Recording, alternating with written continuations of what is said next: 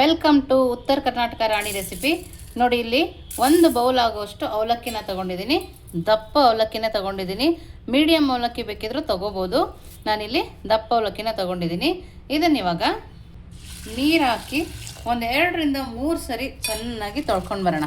ನೋಡಿ, ಈ ಥರ ಚೆನ್ನಾಗಿ ತೊಳ್ಕೊಬೇಕು. ನೋಡಿ, ಈ ಥರ ಚೆನ್ನಾಗಿ ತೊಳ್ಕೊಂಡ್ಮೇಲೆ ಇದನ್ನು ಅವಲಕ್ಕಿ ಮುಳುಗೋವರೆಗೆ ನಾನು ನೆನೆಸ್ತಾ ಇದ್ದೀನಿ. ನೋಡಿ, ಈ ಥರ ಅವಲಕ್ಕಿ ಮುಳುಗಬೇಕು, ಅಲ್ಲಿ ತನಕ ನೆನೆಸ್ಕೊಳ್ತಾ ಇದ್ದೀನಿ. ನಾವು ಬೇರೆ ಎಲ್ಲ ರೆಡಿ ಮಾಡ್ಕೊಳ್ಳೋರ್ಗೆ ನೆಂದರೆ ಸಾಕಾಗುತ್ತೆ. ಮೀಡಿಯಮ್ ಅವಲಕ್ಕಿ ಆದರೆ ನೆನೆಯೋ ಅವಶ್ಯಕತೆ ಏನಿಲ್ಲ, ತೊಳೆದ್ರೇ ಸಾಕಾಗುತ್ತೆ. ಇದು ಗಟ್ಟಿ ಅವಲಕ್ಕಿ ಆಗಿರೋದ್ರಿಂದ ನಾವೆಲ್ಲ ರೆಡಿ ಮಾಡ್ಕೊಳ್ಳೋರ್ಗೆ ನೆನೆಸಿದ್ರೆ ಸಾಕು. 5-10 ನಿಮಿಷ ಸಾಕಾಗುತ್ತೆ. ಇದನ್ನು ಪಕ್ಕಕ್ಕೆ ಎತ್ತಿಟ್ಟು ನೆಕ್ಸ್ಟ್ ಏನು ಮಾಡೋದು ನೋಡೋಣ ಬನ್ನಿ. ನೋಡಿ, ಇವಾಗ ಒಂದು ಮಿಕ್ಸಿ ಜಾರ್ನ ತೊಗೊಂಡಿದ್ದೀನಲ್ಲ, ಇವಾಗ ಇದಕ್ಕೆ ನಾನು ಬಿಸಿನೀರಲ್ಲಿ ನೆನೆಸಿಟ್ಟಿರೋ ಒಣಮೆಣಸಿನ್ಕಾಯಿನ ಹಾಕ್ಕೊಳ್ತಾ ಇದ್ದೀನಿ. ಬಿಸಿನೀರಲ್ಲಿ ನೆನೆಸಿದ್ರೆ ಬೇಗ ನೆನೆಯುತ್ತೆ ಅಂತೇಳಿ ನೆನೆಸಿಟ್ಕೊಂಡಿದ್ದೆ, ಅದನ್ನು ಇವಾಗ ಹಾಕ್ಕೊಂಡಿದ್ದೀನಿ. ಇದಕ್ಕೇ ಒಂದು ಅರ್ಧ ಹೋಳಾಗುವಷ್ಟು ತೆಂಗಿನಕಾಯಿನ ಹಾಕ್ಕೊಳ್ತಾ ಇದ್ದೀನಿ. ಹಾಗೆಯೇ ಶುಂಠಿ ಹಾಕ್ಕೊಳ್ತಾ ಇದ್ದೀನಿ.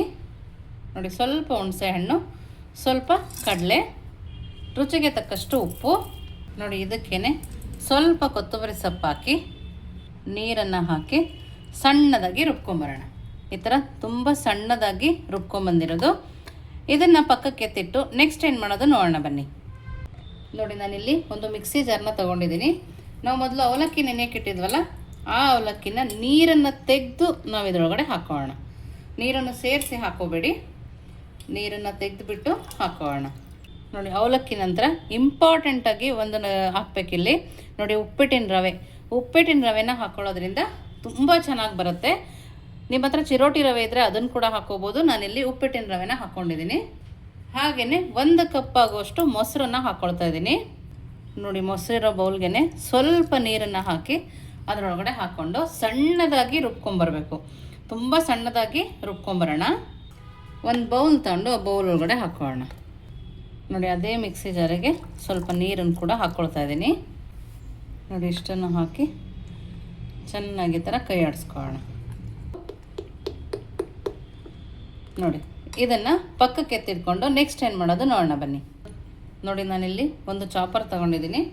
ಅದಕ್ಕೆ ಹಸಿ ಮೆಣಸಿನ್ಕಾಯಿನ ಹಾಕ್ಕೊಳ್ತಾ ಇದ್ದೀನಿ. ನೋಡಿ, 1 ಟೊಮೊಟೊನ ಸಣ್ಣದಾಗಿ ಕಟ್ ಮಾಡಿ ಹಾಕ್ಕೊಳ್ತಾ ಇದ್ದೀನಿ. ಒಂದು ಅರ್ಧ ಕ್ಯಾರೆಟು ಅದನ್ನು ಕೂಡ ಹಾಕ್ಕೊಳ್ತಾ ಇದ್ದೀನಿ. ಇಲ್ಲಿ ಸ್ವಲ್ಪ ದಪ್ಪ ಮೆಣಸಿನ್ಕಾಯಿನೂ ಕಟ್ ಮಾಡಿ ಹಾಕ್ಕೊಳ್ತಾ ಇದ್ದೀನಿ. ನೀವೆಲ್ಲದನ್ನು ಕಟ್ ಮಾಡಿನೇ ಹಾಕ್ಕೋಬೇಕು. ನೋಡಿ, ಇಲ್ಲಿ ಸ್ವಲ್ಪ ಶುಂಠಿನ ಹಾಕ್ಕೊಳ್ತಾ ಇದ್ದೀನಿ. ನೋಡಿ, ಇಷ್ಟು ಹಾಕ್ಕೊಂಡ ನಂತರ ಕ್ಲೋಸ್ ಮಾಡ್ಕೊಳ್ಳೋಣ. ಈ ಥರ ಚಾಪ್ ಮಾಡ್ಕೊಳ್ಳೋಣ. ನಿಮಗೆ ಕಟ್ ಮಾಡೋಕ್ಕೆ ಬಂದರೆ ಕಟ್ ಮಾಡ್ಕೋಬೋದು. ಇದರಲ್ಲಿ ಸಣ್ಣದಾಗಿ ಕಟ್ ಆಗುತ್ತೆ ಅಂತೇಳಿ ನಾನು ಚಾಪ್ ಮಾಡ್ಕೊಳ್ತಾ ಇದ್ದೀನಿ. ನೋಡಿ, ಇವಾಗ ನೋಡೋಣ. ನೋಡಿ, ಇಷ್ಟು ಸಣ್ಣದಾಗಿ ನಾವು ಕಟ್ ಮಾಡ್ಕೊಬೇಕು. ಇವಾಗ ಇದನ್ನು ನಾವು ಅವಲಕ್ಕಿ ಎಲ್ಲ ರುಬ್ಕೊಂಡ್ಬಂದ್ವಲ್ಲ, ಅದರೊಳಗಡೆಗೆ ಹಾಕ್ಕೊಳ್ಳೋಣ. ನೋಡಿ, ರುಚಿಗೆ ತಕ್ಕಷ್ಟು ಉಪ್ಪನ್ನು ಹಾಕ್ಕೊಳ್ಳೋಣ. ಅದಕ್ಕೆ ಸ್ವಲ್ಪ ಸೋಡಾನ ಹಾಕ್ಕೊಳ್ತಾ ಇದ್ದೀನಿ. ಜಾಸ್ತಿ ಸೋಡಾ ಹಾಕ್ಕೊಳ್ತಾ ಇಲ್ಲ. ನಾವು ಹಿಟ್ಟು ಮಾಡುತ್ತಾ ಎಲ್ಲ ದಿಢೀರ್ ಮಾಡ್ತಾ ಇದ್ದೀವಲ್ಲ, ಹಾಗಾಗಿ ಸ್ವಲ್ಪ ಅಡುಗೆ ಸೋಡಾನ ಹಾಕ್ಕೊಳ್ತಾ ಇದ್ದೀನಿ.